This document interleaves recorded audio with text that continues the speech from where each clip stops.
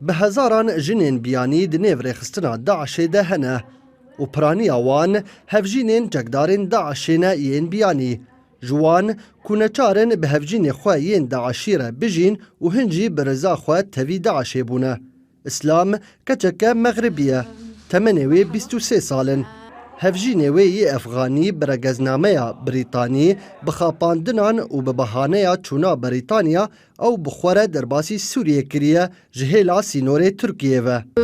احنا كنا على اساس متفقين ان نروح لبريطانيا لانه هو كان ئەو ساڵێکی بوون کو بچنە بریتانیا چونکە ناسەماوی بریتانی بوو گوتە من داکو معاملەیەن تێژی بڕێوە بچم پێتەویە ژ وڵاتێکی بچم بۆ وڵاتێکی دی دەما ئەس برمە غازیعنتا بوو لێرێ ئەس حیبەتی مام گەلە کۆچبەر لێری بوون ژە ڕێگەزنامەیە جدا و زەڵام و ژن و پشترا ئەم دەرباسی سووریا بوون لە باژارێ كل مامنجی جنسيه هناك يعني نسوان وزلم الزلم كانوا لحال والنسوان لحال. Piştî kuştina hevjînê wê di şerê Kubanê de İslam bûye hevjîna du kesên din, Efxanî û Hindî.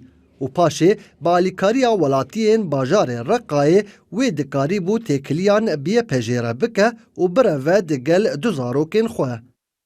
يعني اكثر من 3000 نساء اكثر. من gelek jinên welatên biyanî dîtin ku zêdetir ji 3000 jin bûn ji gelek welatan bûn ji Kanada, Brîtanya, Amerîka, Belçîka, Fransayê. بلجيك فرنساويين.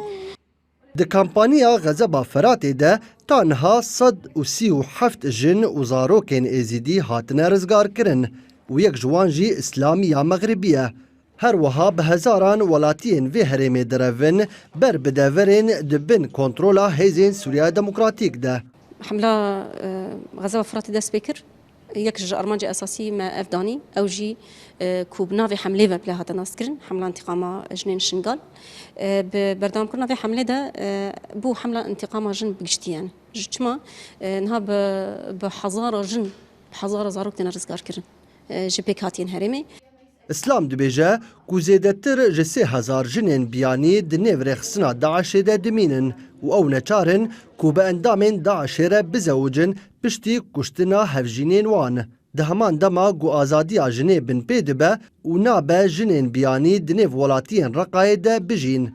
Niha keça Meğribî bang li hikûmeta welatê xwe dike da ku destekê bidine wê da ku bizîvire nav kesên xwe. Nubar İsmail NRT Qamişlo.